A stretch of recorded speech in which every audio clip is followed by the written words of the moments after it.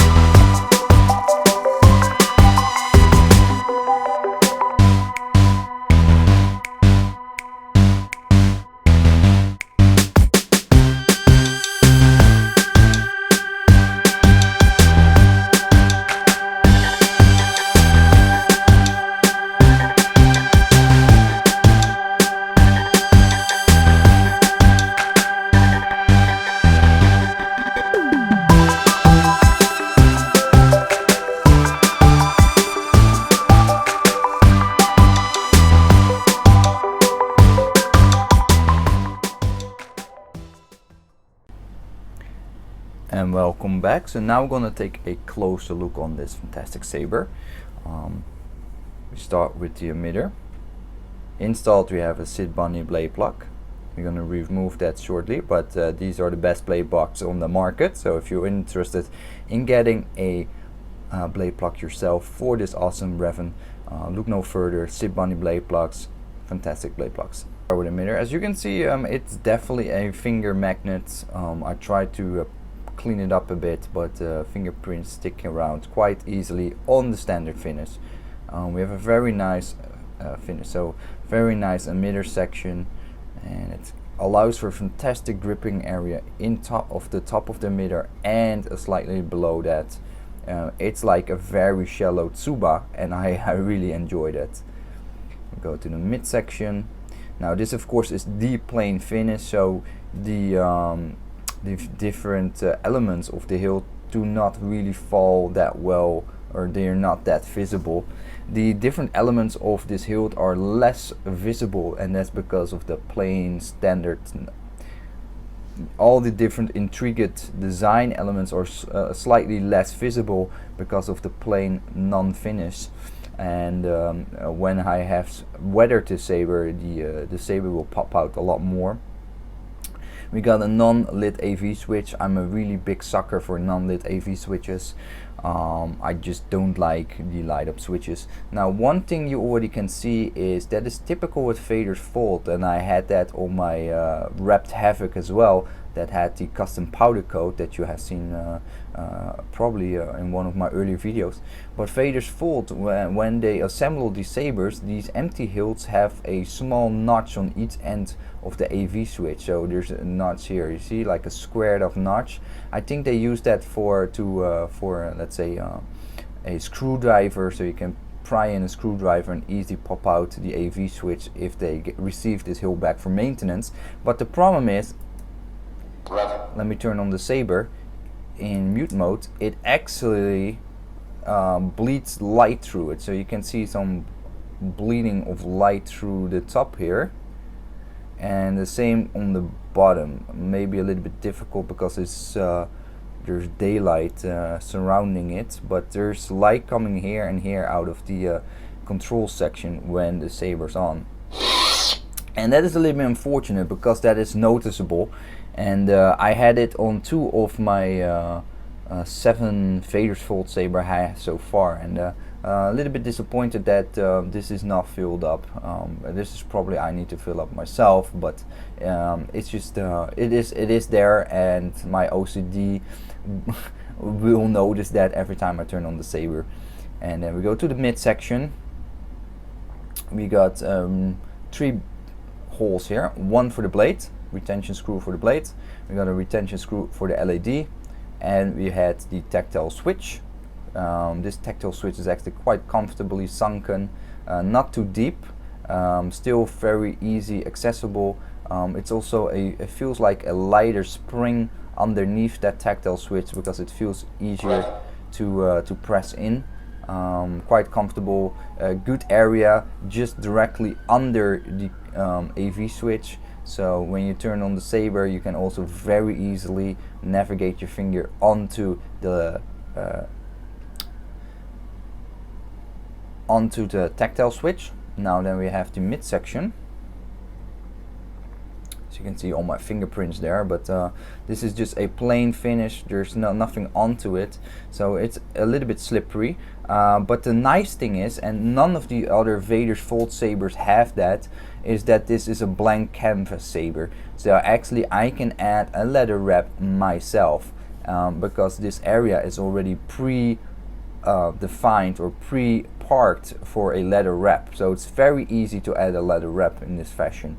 And for example, a non-wrapped Havoc does not have this, the blank or the unserrated piece. So the standard Vader's Fold Havoc does not have the same feature. The wrapped Havoc does have this empty space underneath the wrapping, but the standard Havoc has like these slits, horizontal slits all over it, like a gripping area. So when you put when you put a leather wrap around it, it actually comes out a little bit thicker and not flush with the hilt, the thickness of the hilt, because you have these like grenade section on the gripping area of the standard Havoc. But this Revn doesn't have that, so this is really the ideal Vader's Fold do-yourself hilt. So if you get it in this plain finish like I did, you have the choice to add a leather wrap yourself. You can do the weathering on it. You have several options to actually customize it, and you do it in your own time when you want to, and you save some money in the meanwhile, because I save myself now $30 on weathering, and I'm gonna do it myself because I also enjoy it. So I'm gonna do that on video and then go through it, and because what happens is over time the weathering will wear off, because you touch it, it's just like a paint, and it wear off, and it is just, you know, wipe it off, and you get a smudged hilt that is like darker of color, because the ink goes into these micro scratches that you have to make in order to get the weathering paint to stick. I will show that later, but you have to reapply it if you use your hilt a lot. And then either way we go to the pommel, which is a really interesting design. Not really my preference, but I just consider this Revn's lightsaber, so this is just how Revn's lightsaber is, so I don't really gonna argue with it. But in terms of pommel design, it's definitely not my design. That's the same reason I don't really like Obi-Wan's lightsaber from the prequels, because he has a similar type of pommel. But I am very, very, very pleasant surprised by how loud this saber is. This saber is actually louder than my Vader's Fold Havoc. And well, we take a close-up look on the pommel itself. It's really amazing, because the speaker is actually almost flush against this pommel vent. So I would expect that with the Vader's Fold Havoc, for example, where you have this longer resonance chamber where the sound funnels through, that will actually give you a louder sound. But in that case, it's not really true, because this saber has the same speaker, etc., but is definitely louder than my Vader's Fold Havoc. My Vader's Fold Havoc has a higher pitch to it because it's funneled, so it sounds a little bit higher. Now I'm going to take out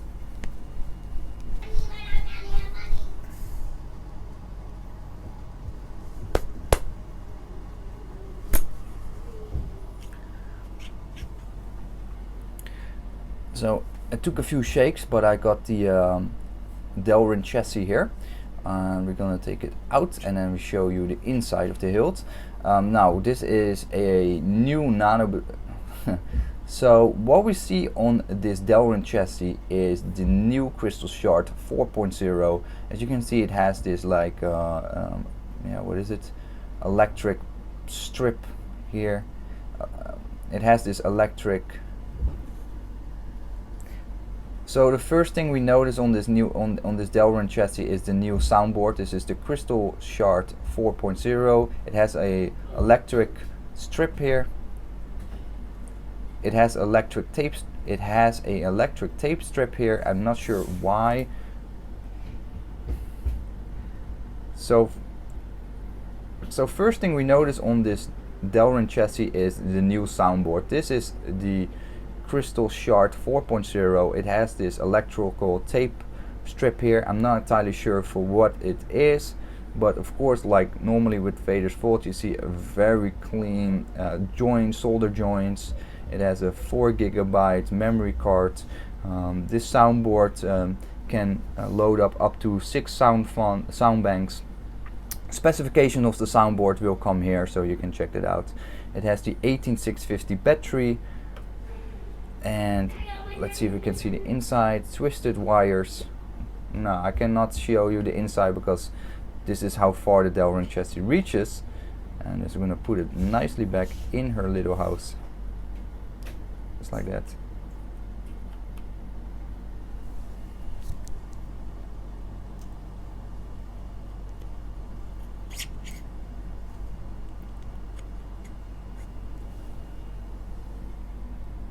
Okay, and now we put the saber back inside this little hole.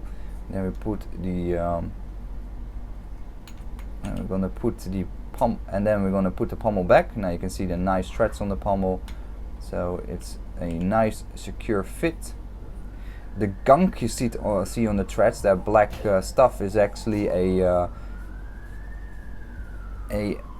material that keeps the thread nice and smooth and lubed. It's like a lubing magnet. Okay, so what you can see here underneath the pommel, which I really like about the design, is I'm not so much fan of this whole pommel design, but I do like that the window or I'm not a big fan of the pommel itself, but I do like the sound vent holes underneath here, which are the traditional round circles. I'm not sure if in the future they will make those longer horizontal slits, as you have probably seen on my Vader's Vault Havoc sabers, which has a improved sound venting holes. I need to check with Vader's Vault if this is still the old type of I need to check with Vader's Vault if this is the old type of pommel vent with the vent holes, or that is unchanged for the Havoc. But this saber is very loud. Let me demonstrate that.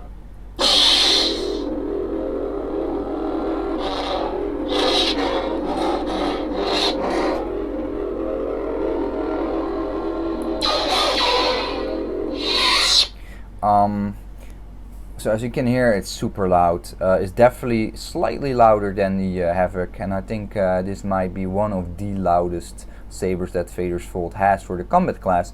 Now this saber is really cool. All the specifications in terms of the blade socket depth and the length and the width of the hilt come now. I'm gonna take away the blade plug and then show you the blade socket for a moment. Like this, and there we go. So in this case I opted for a red white for Flash and Class. So this is a dedicated Sun Crusher red, because this is Revn saber, and you can see how deep that blade socket is. That is pretty deep and very comfortable. So I'm actually very pleased with how this saber overall looks like. It's definitely Revn-esque. With the red LED, the sizing of the hilt, it feels very comfortable. It feels very familiar. It feels like the Revn. This saber, in terms of this saber, in terms of its dimensions, feels very familiar. It feels almost identical to the Vader's Vault Havoc. It's just very, very close in terms of the thickness, etc. Both those hilts, the Havoc and the Revn, are very thin sabers, so you need to mind that it is a tiny saber, and that might not be for everybody. Lastly, I also show the CoverTech wheel. The CoverTech wheel is optional. You need to pay a little bit extra for that to get one. I opted for a black CoverTech wheel together with the black AV switch, because later when I did a full weathering job on the saber, it will look a lot darker, and then the AV switch and the CoverTech wheel will much better blend in than it does now.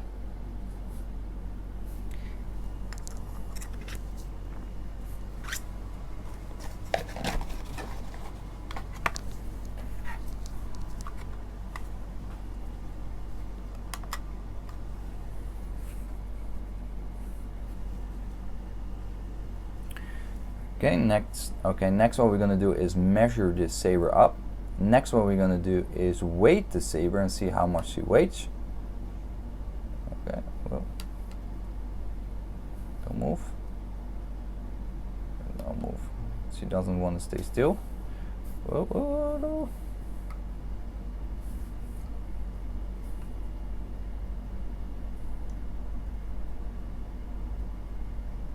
Okay. I finally got the saber to stand still. It kept rolling back and forth.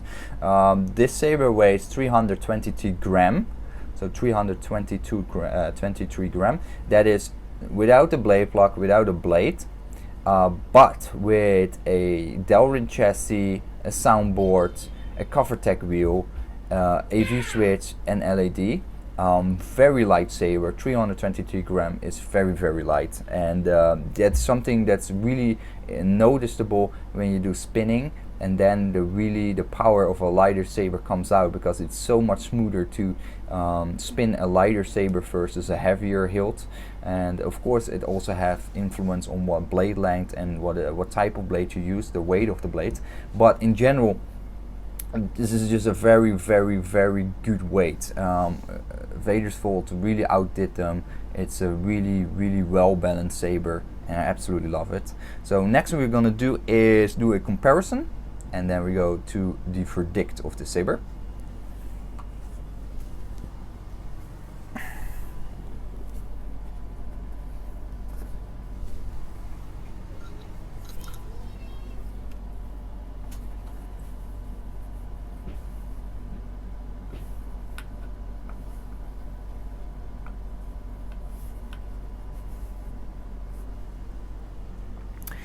And welcome back. So now we have a slight size comparison. So we have a Alto Saber's Dark Sentinel LE version 4 on the far outside, the black saber. Then we have a Electrum Saber's Torrent in the middle, and then we have the Vader's Vault Revn on the far left or in front of you. And you can see that the Revn is definitely the smallest hilt of 3. Okay guys, we do a small here. Okay guys, here we have a small comparison. Jimmy! Quiet! Okay guys, here we have a small comparison. On the far outside we have the Ultra Saber's Dark Sentinel LE4, which I have done a full review on. Just check out on the YouTube on the channel. Then we have the awesome Electrum Saber's Torrent in the middle. Also did a review on this saber if you want to check it out. Really, really cool saber. And then we have the Vader's Vault Revn on the far front, and you can see the size is definitely the smallest hilt by quite a margin. So it really depends on what kind of saber you're looking for. It's also the thinnest overall in the overall length. However, the Torrent has a thinner midsection, which is really comfortable, by the way. And of course the Alto Sabers being the largest and the most heavy hilt. So that's really nice to have that little comparison. Let's go to the verdict. And welcome back guys, so I hope you liked the video. It was a blast to do. It's an amazing saber. It gave me tons and tons of fun.